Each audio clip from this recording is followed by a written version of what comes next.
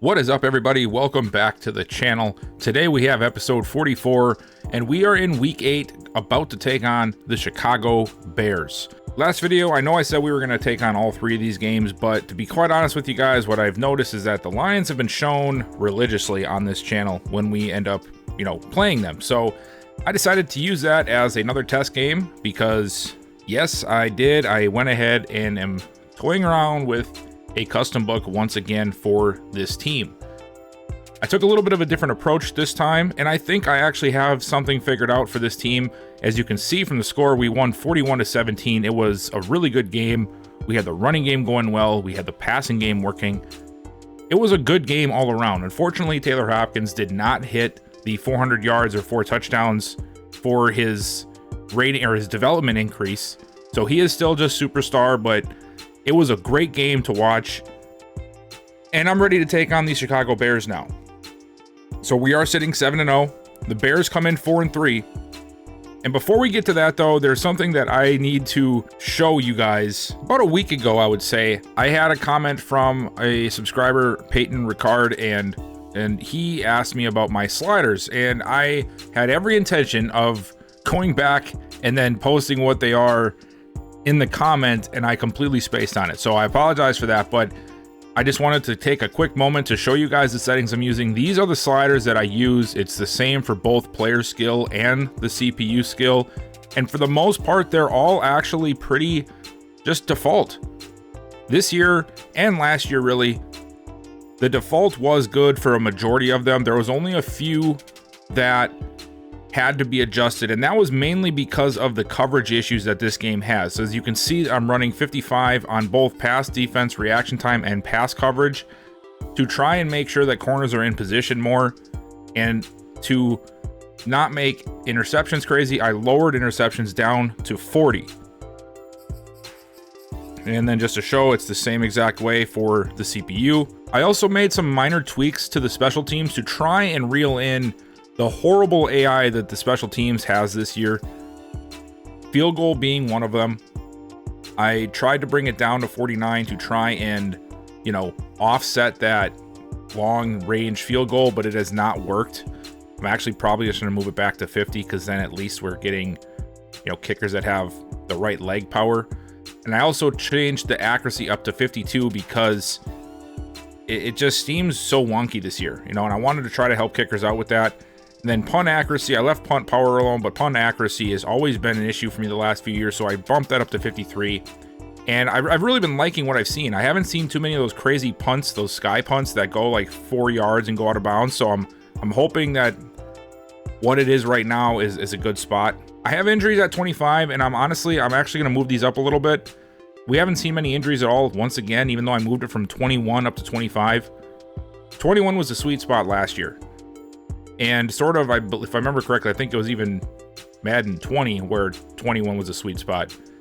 But this year, it seems that if you're not having practice injuries, you're pretty much SOL. And I just could not keep up with all the training for all the teams, so I just opted out. As you guys know, I took out the practice squad injury or practice injuries, and I took out the progressive fatigue. I hope that they retune that because I thought it was a really good idea and a great thing for franchise, but the delivery was all wrong, which go figure. EA has a decent idea, but they delivered it all wrong. No surprise here. But because of that, I did turn it off. It was just too much to try to keep track of. So we'll try it on 27 and we'll see what happens from there. Hopefully this fixes things.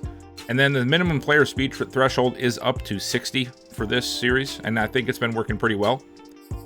Penalties, I have a few changes. Holding was happening so often, and it still does happen. So I did bump it down to 48.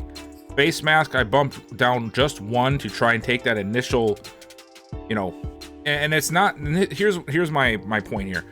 The holding and face mask penalties are 2 very important penalties, but the way Madden has them programmed into the game is just really bad. Really, really bad. The face masks only happen on 3rd and long, and they usually happen late in the 4th quarter when the game is close. It just seems that their only intention is to completely derail a team, and I'm just not about that. I can't stand it. My defensive pass interference is also turned down to 20. Reason for that is it seems to make the corners actually play a little bit better and not give up as much stuff. They play a little bit more aggressively, and they play more consistently. And you still see the defensive pass interference getting called. It's just not as often. And I'll take that as a trade-off as long as we're not having that crazy. Before I dropped this, I was having those moments where there would be bombs and not a single soul anywhere to cover them, right? There was like nobody within 20 yards. So I wanted to cut back on that.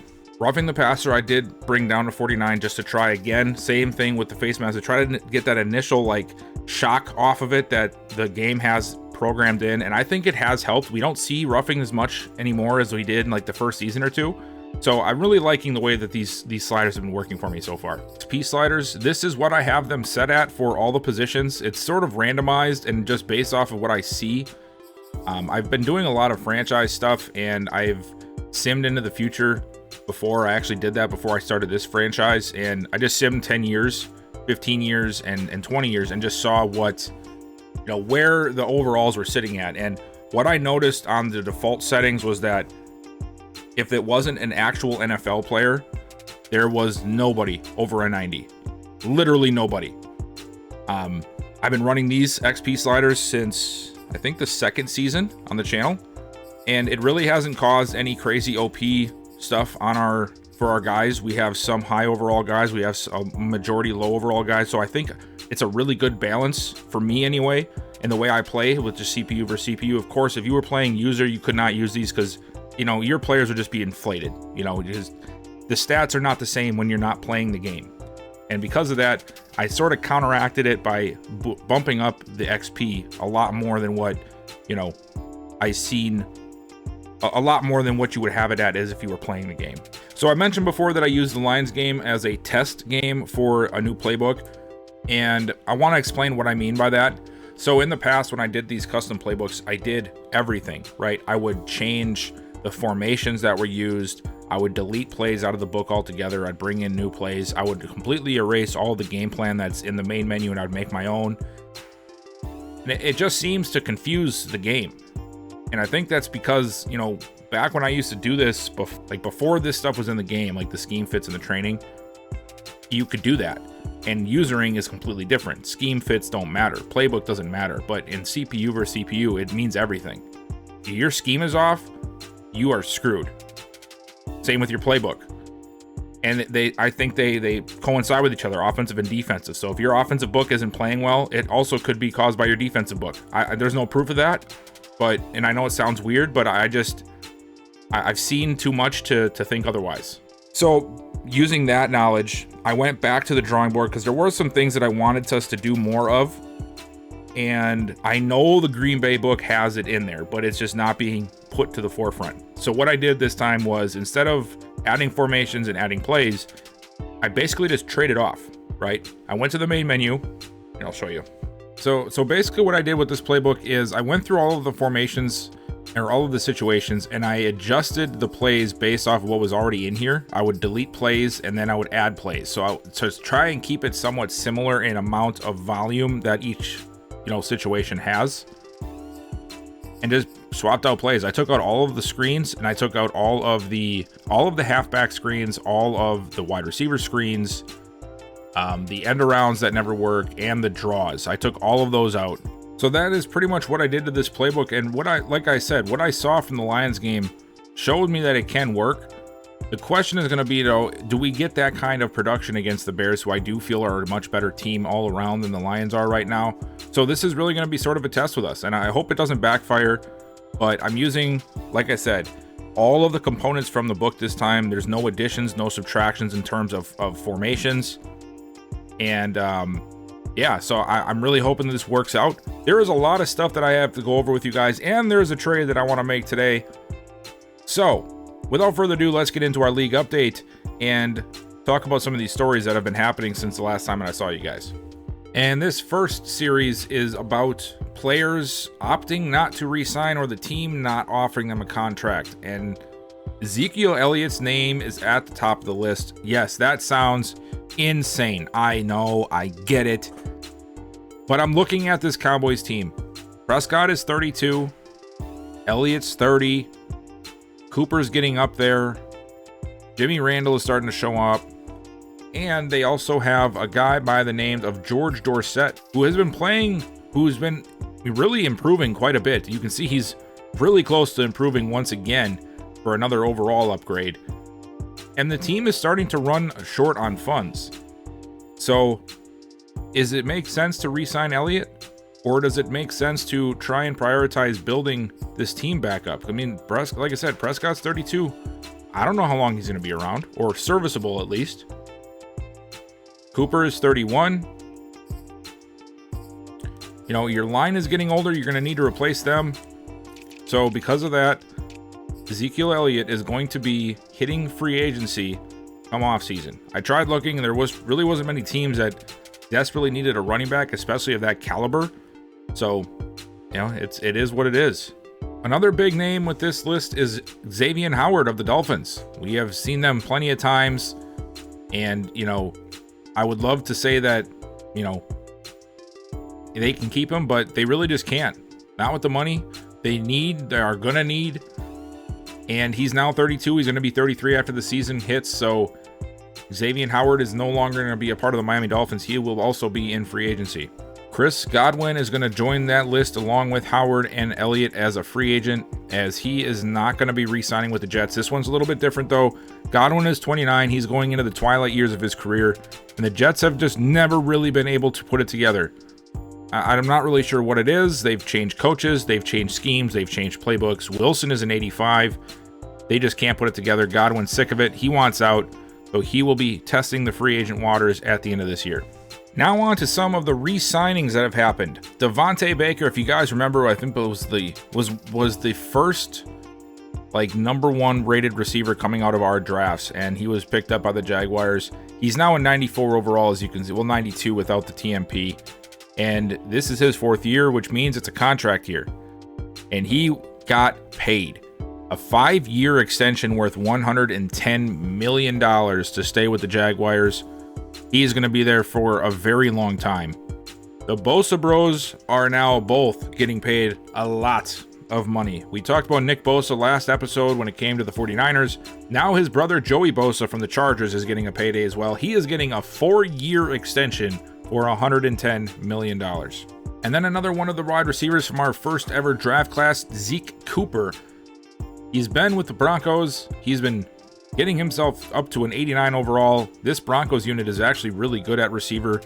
He is one of the reasons why, and he is getting himself paid as well. 5 years, $85 million, a little bit cheaper than Baker, considering that overall he did not hit that 90 overall mark, and I feel like that caused a little bit of a difference in his payday. Plus, he's a very different receiver. He's more of a slot guy. You know, he's only 5'11", so he didn't get as much of a payday, but he did get paid as well, just like Baker did. Now on to the fun stuff. The trades that I did this year, I made about 4 or 5 really good trades for some teams, and there's a few that I really need to talk to you guys about. The first one being Jalen Ramsey coming over to Cincinnati from the LA Rams. It was a huge trade, giving the Bengals exactly what they need to help Joe Burrow put a team together. Ramsey was already over it with the Rams, who are sitting at 1-6 again on the year. So the trade details are Jalen Ramsey and Alex Bryson, both of them getting traded to the Bengals from the Rams. Bryson was sitting behind a different guy who got drafted. They drafted another guard in Eric Cook last year. The Rams just have so many interior linemen, they didn't need them all. They wanted some more draft capital, and that's what they got. So in order to get Bryson and Jalen Ramsey, the Bengals had to give up a first, a fourth, and Awuzie, the corner that was on the team who was on an expiring deal. Another very big trade that took place was a name that I don't think a lot of people know, and that's because he's been quietly getting good and stuck on the bench in Buffalo. Emmett Fitzgerald, defensive tackle, his 4th year on the team on a rookie, with his rookie deal expiring, has been stuck behind Ed Oliver all of his career. Oliver, of course, is like a 95 overall for the Bills, and he's only 27 years old. 2 years older than Emmett Fitzgerald, but Fitzgerald all by himself with no playing time has gotten himself up to an 83 overall, and the Bills, there's not really much of a reason for them to re-sign him. Plus, he wants to start, so we made a trade with the Browns to get him over here. He immediately becomes their best defensive tackle to go with Cyril Baldwin, their last year first-round pick, Coming over from the Bills along with Emmett Fitzgerald was Cody Ford at left guard. He helps fill out the line for the Browns, who desperately needed some more help in the interior. And the Bills definitely came out with a good player out of it too. They ended up getting Wyatt Teller at left guard, a complete upgrade from Frazier. Teller also a person who was on an expiring contract, and the Browns really did not have much more money to provide him. So he was going to enter the free agent market, so the Browns capitalized. Instead of losing him completely, they flip him for Emmett Fitzgerald and a different guard to just sort of fill in the meantime. And then of course the Browns had a few middle of the road D tackles, one of them being Matthew Frazier. He comes over to Buffalo along with Teller in the trade to just sort of offset the difference. Both teams upgraded at the opposite positions in this trade. So the Bills, already having a great D tackle, upgraded at their guard position while getting a fill-in player at D tackle, whereas the Browns got the starting D tackle they were missing and gave up a starting guard and got a fill-in guard. Just a player for player, 2-for-2 swap. I thought both sides definitely needed this, and I think it was a good trade. The Rams were not done after the Ramsey trade, though.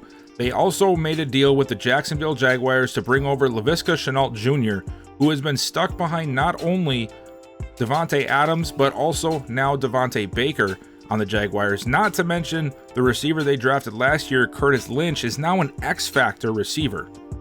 So they have 3 playmakers in Jacksonville. Shenault was sort of the 4th guy out. He will come over here to be automatically LA's #1 receiver alongside Cooper Kupp, who has been aging and regressing pretty badly. The Rams also get some help at the linebacker position with Clavon Chasen, who was now backing up Joe Dwyer, who the Jaguars selected in the first round of this past draft. He comes over here along with Shenault. And in exchange for this is another veteran leaving the LA Rams, considering that they've won 2 games so far in the last season and a half, and that's Austin Corbett, the interior lineman. He will fill a need on the Jaguars, who are really trying to make a push this year. They're 5-2 right now. So this move makes sense for not only Corbett, but also the Jaguars. But they did also bring in something on the line as well. They brought in Jaleel Hutton. Jaleel Hutton, a former Rams selection that was replaced by Sidney Spikes and their first round pick this past year. I'm blanking on his name. So Hutton now comes over here. He becomes their starter. Both teams, I think, win from this trade right here. And the Rams, again, cycling out these older players from before that Super Bowl win, and are starting to really gear up for a youth movement as they continue to try and rebuild. The last trade I wanted to talk to you guys about is with the Green Bay Packers. As you can see here, Caleb Mobley is now a quarterback on the Green Bay Packers team. This was a big move that the team made to try and strengthen their QB room after Jordan Love, because we've seen that Jordan Love has never really blossomed into that quarterback for the team. And they're one of the last teams that have not taken a quarterback early enough to groom or to potentially start for them. So they end up shipping off their first round pick to the New York Giants, who, if you remember correctly, drafted Sean Stevenson at the top of the first round this past draft to land Caleb Mobley, who is a second-year quarterback with star development. But they also got some help in Darnay Holmes, who was on an expiring deal with the Giants. The Giants having a pretty good young corner room. They decided to move on from him, and then in return, of course, they get a first-round pick for it. I thought it was a great move for the Packers, who chances are will probably be competing, alongside us for the rest of the season. And now they have a quarterback that they can rely on in case Love gets hurt or fails. And they have a really good slot corner now to take on some of the receivers in the North. Now that we have talked about the rest of the league, it's time to talk about us here in the final week before the trade deadline. And there is a move that I want to make to secure ourselves a first-round pick. It is a move that I have not only been looking at outside of recording, but a move that I've also put through my Madden trade calculator that I actually found on Reddit, which is really cool, by the way. Whoever did this put in a ton of work for it. Same with that story generator. And it is a fair trade. All of these trades I put through this trade calculator, of course, to make sure that I'm not, screwing one team or the other over. And this one might come as a little bit of a shock, but I think it's time for us to make a move for a first-round pick. We're going to move on from Brian O'Neill. Now, before you guys freak out, let me explain. I know he has been a very consistent lineman for us. He's one of our best linemen. But we drafted Craig Whitley just 2 seasons ago, I believe now. Maybe a season ago. And he is developing nicely. O'Neal is going to be coming up on an expiring deal. And we have a lot more contracts that have to get given out outside of another tackle. We can also save ourselves quite a bit of money cap-wise by moving on from him. So what I want to do is I want to pair him up with Alexander Madison, who has unfortunately become an afterthought here. And I want to trade him to a contender. A team that needs both of these positions. And a team that will probably be competing with us in the playoffs on the other side of the league. And this is a tough trade for me to do because this has sort of become our enemy on this channel. But let me show you the trade that I want to propose. I want to trade with the Miami Dolphins. Yeah, I know, right? Weird, huh? But let me hear this out. The Dolphins are one of the best teams in the AFC. This 15 spot on here, I highly doubt is going to be what they're at the end of the season. I believe they'll probably be mid-20s in the first round. What I'm expecting us to be. They do not have a right tackle. That's one of their only spots on the line that is not there. And it just so happens that Reuben Thomas, their superstar X-Factor running back, has been placed on IR for a partial ACL or some type of knee injury. I'm not sure what it is, but he's on the IR. He's not able to return until at least preseason or until at least the playoffs. I also give up a 4th round pick next year because I do want to make sure that they're getting equal. You know, they are getting a lot back for this. This is a 1st round pick. And I want Baldwin just physically because of the body, really. I mean, I just want him to be here for our 4th running back because I like having 4 on the active roster. The main point of this is to get that 1st round pick. But I have a plan for this. I want Whitfield to play. I even tested him out a little bit last week against the Lions.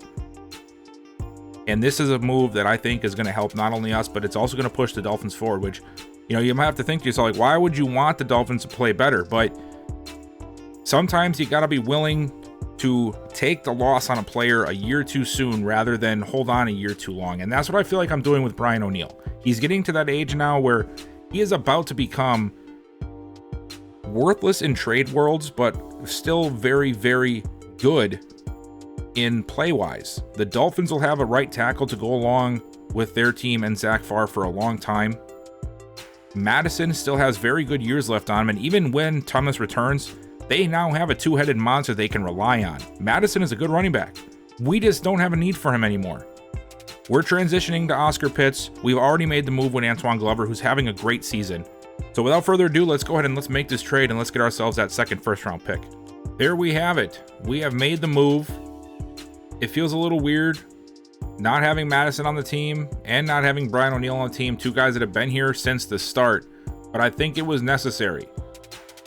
Our right tackle position now is held by Craig Whitley, who, yes, he is going to need some work, but it's necessary for us to get him in here and let him develop, much like I want some of these corners to develop. Now, I have decided that even though I do plan on moving on from him, I don't plan on moving on from him just yet. Mike Hughes will stay here just simply because I did some testing last week and I'm not comfortable with some of the corners that we have right now taking on number 1 receivers just yet.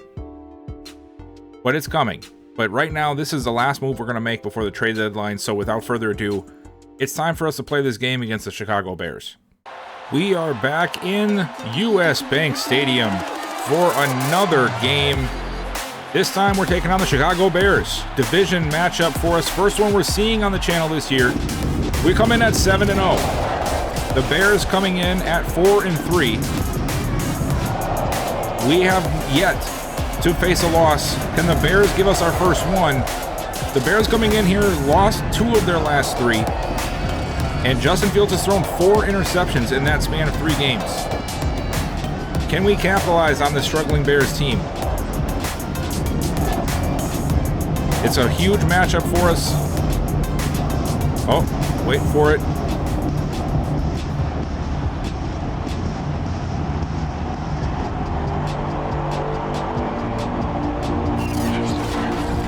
Yes, nothing better than the sound of the Gallahorn when we are in US Bank Stadium. I love it. Gotta pause for it every time. Taylor Hopkins having himself a great year. Our offense having a good year. Defense playing pretty well as well. Can we keep Justin Fields in check this week? Let's go and find out. 12 touchdowns to 3 interceptions 2,000 yards passing. He's having a great year. I wish you would have done this before we drafted another quarterback, but, you know, hey, it is what it is. Things happen. What can we do here? First down, our opening drive here. We start from the 23, and we're going to go hand off to Glover, who finds a nice crease up the middle. Takes a shot on the play, but still finds his way out to the 32 for a gain of 9 yards. As you saw there last week, he had a very good game, 114 yards on 17 carries. I've also found ways to get this man, Oscar Pitts, involved more. As we play action to him there, quick throw down to Ken Walden, and Walden, the fullback, out across the 40. Another nice play. Shotgun formation here on this opening on the first down here, and it's a handoff to Glover, and he goes out to the 43-yard line. Short gain on the play. Peoples in motion, and we're going to go with the throw, and he's under pressure immediately. It's Jerry Smart, the third-year linebacker, coming in on the blitz free, and I just think Darisaw didn't even know which blocker to take. They had 3 guys coming to that side of the field, and Darisaw is only one man. He took one of them out, but man, just a great blitz dialed up by Chicago's defense there, knowing that it's going to be easier to try and, you know, confuse our left tackle. 3rd and 17 on the play. Hopkins gets rid of it quickly enough, but it's just a dump down out of bounds, gain of 5, and we're going to have to punt it. Justin Fields coming out. 4 of those 8 interceptions, all coming in the last 3 games. Normally a very solid quarterback. We have seen him do some really, really good things against us. Now we have them backed up on their own 4 to open things up. I formation with Montgomery.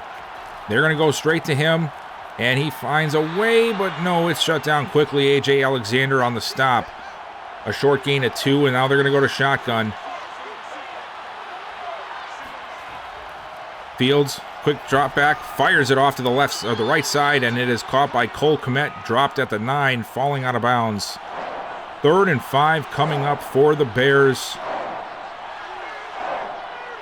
What's Fields got in up his sleeve this time? Uh-oh, he's airing it out deep down the left side, and he's got someone. No, incomplete. Cam Dantzler doing a great job on coverage, and we get the ball back on a 3 and out. 1st and 10, we are 6 minutes away from the end of the first half. The Bears starting off here at their own 26. And Fields in trouble again, and he has to chuck it away out of bounds.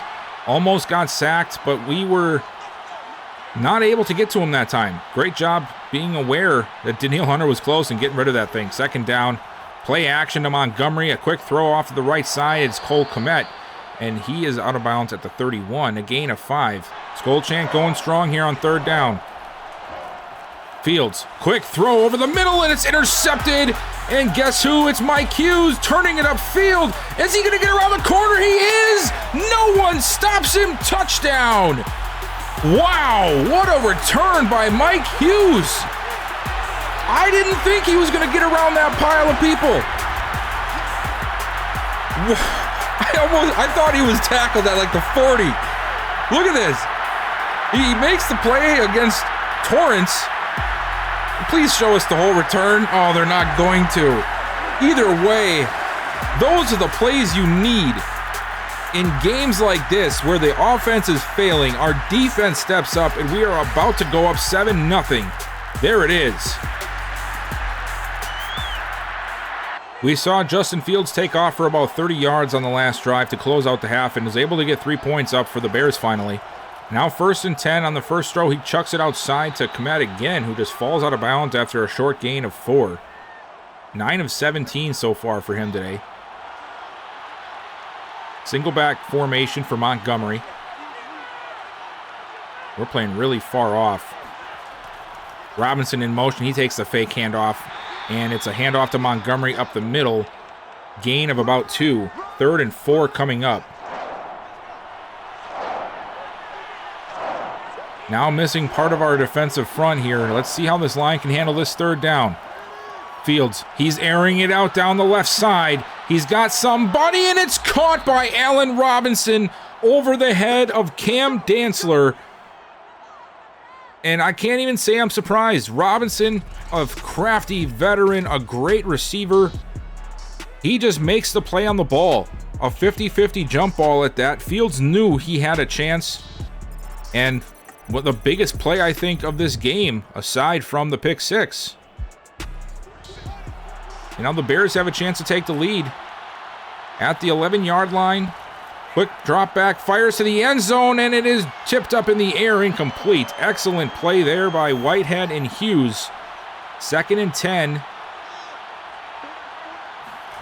And another quick drop back, another pass to the end zone, and that time Hughes is not so quick, and he gives up the score to Mooney on the slant route. Ever since like midway through the second, they really found ways to get the ball out of his hands. Oh, and there is another one. Jeremy Chin with the interception. That one came out of nowhere.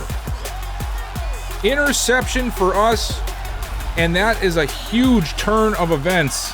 Just jumping the route there. Robinson was there, but Chin gets there first. And now we got ourselves a chance. But we gotta find a way through this defensive front that the Bears have, because they have been killing us today. Handoff, Pitts, and once again, we try to run it. We haven't been able to run it all day. I don't know why we keep trying.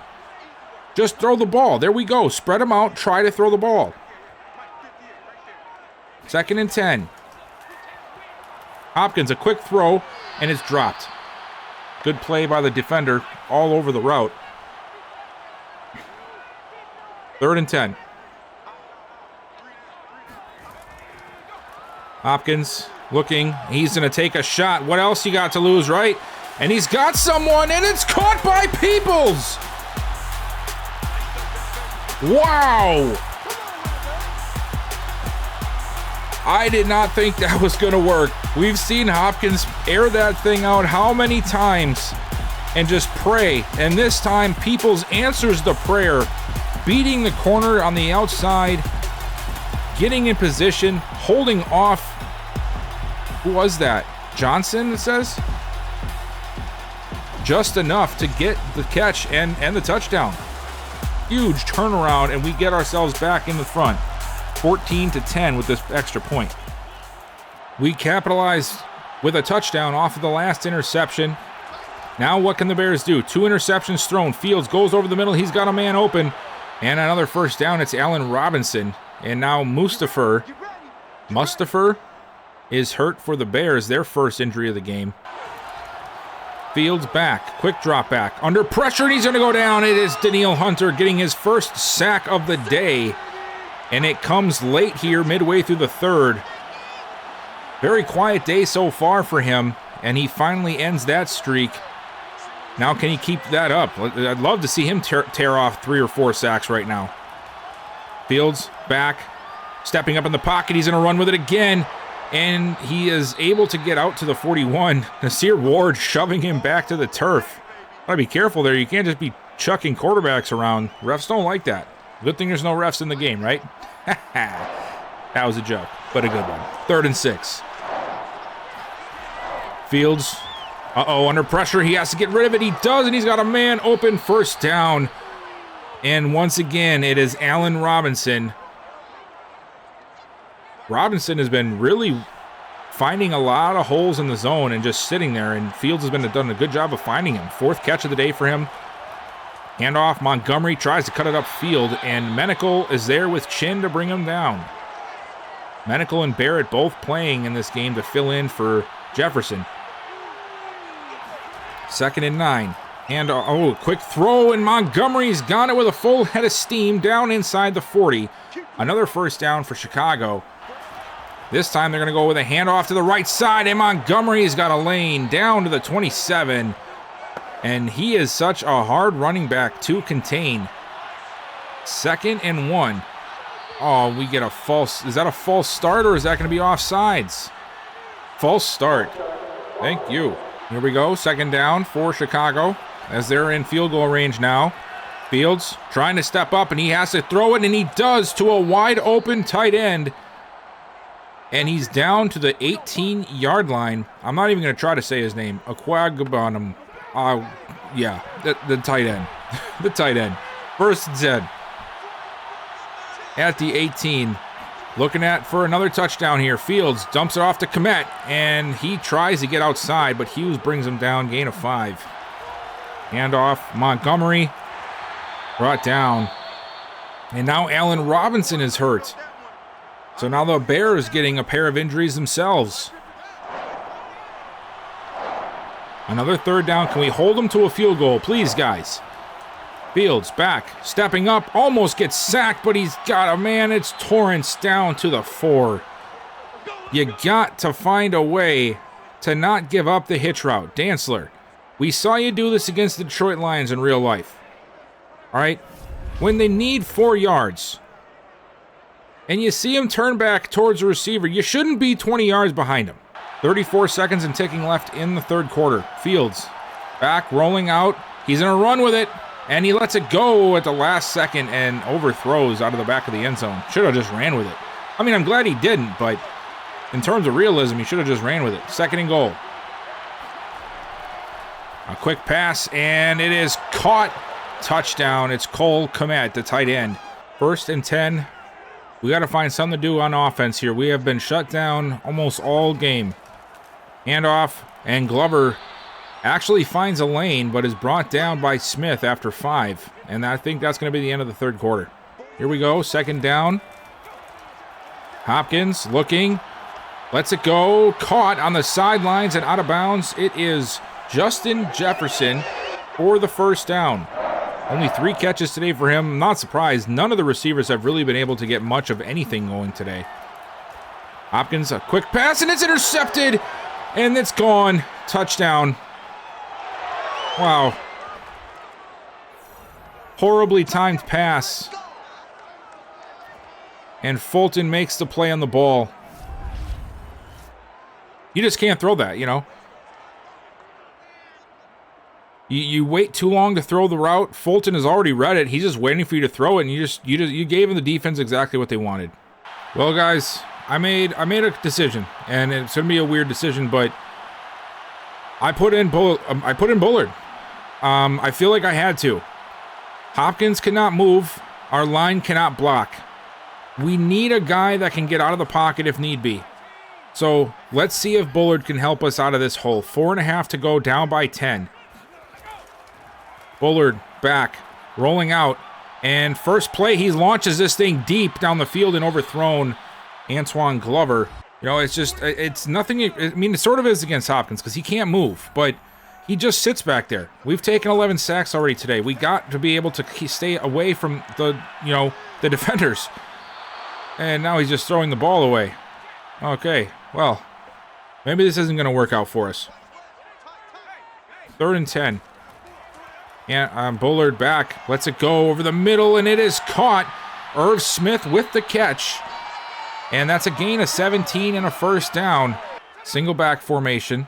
Derek Wiggins in motion. And we go handoff. Glover, who's got a huge lane up the middle, down inside the 30 to the 28.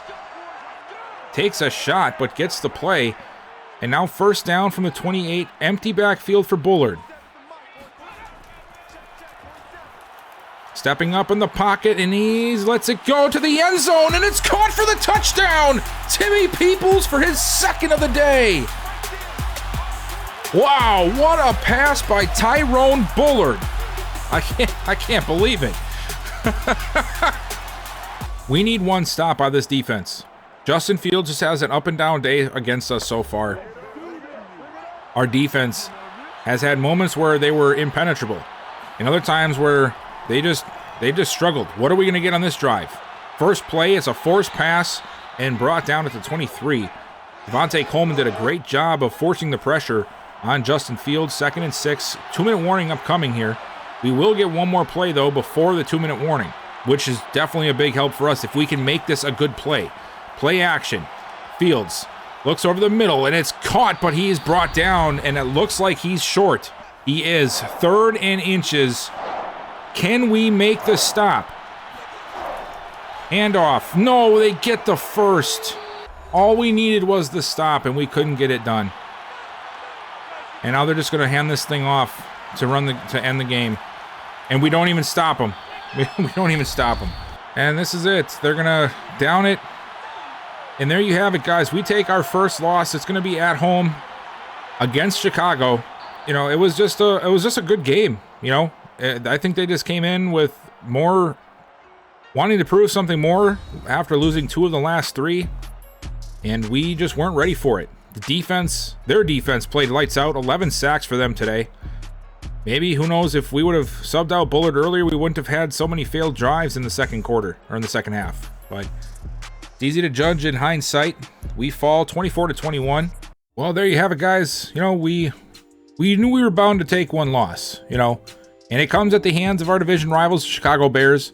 And I said before we got to these 3 weeks, I can't remember if I said that last video or not, but my goal was to leave out of these next 3 games with the NFC North at 2-1, you know, because I figured if any of the teams were going to break our streak, it was going to be a division rival. They know us better. They know what we're going to do. We play them the most. It's always the toughest against them, regardless of their schedule. The Bears get the bounce back when they were looking for. They bring us closer to them in the division standings, and now we go up against the Packers. And if we lose to the Packers, man, the Bears and Packers are literally tied with us. Almost. Well, the Packers would be. They would actually take us over for the first place in the NFC North. So, very important matchup. Let's go ahead and get to week 9 now that, you know, we are done. Fortunately, neither of the injuries that we sustained were long-term. They were both just for the game. So, Darisaw will be back next week along with Martin Jefferson.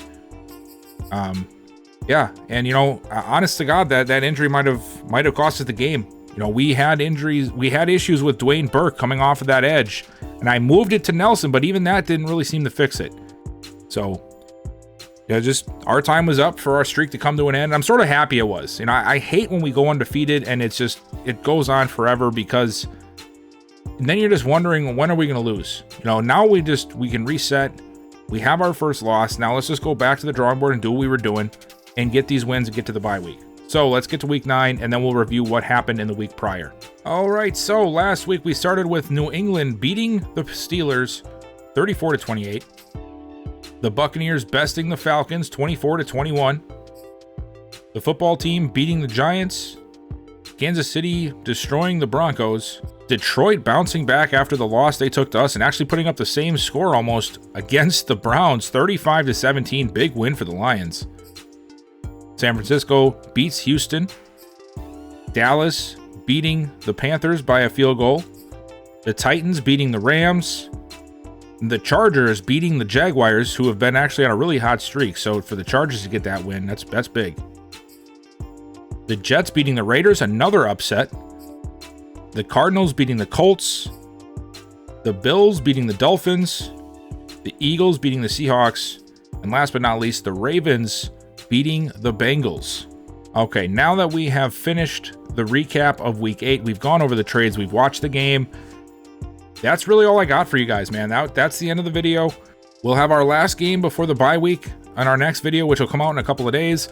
I appreciate you guys watching as always. Please make sure to like and subscribe. If you are not already subscribed, please hit that little bell notification as well, so you know when I upload. Leave me a comment on what you think of the trades that we made today, and did it cost us our win? And then I'll see you guys next time.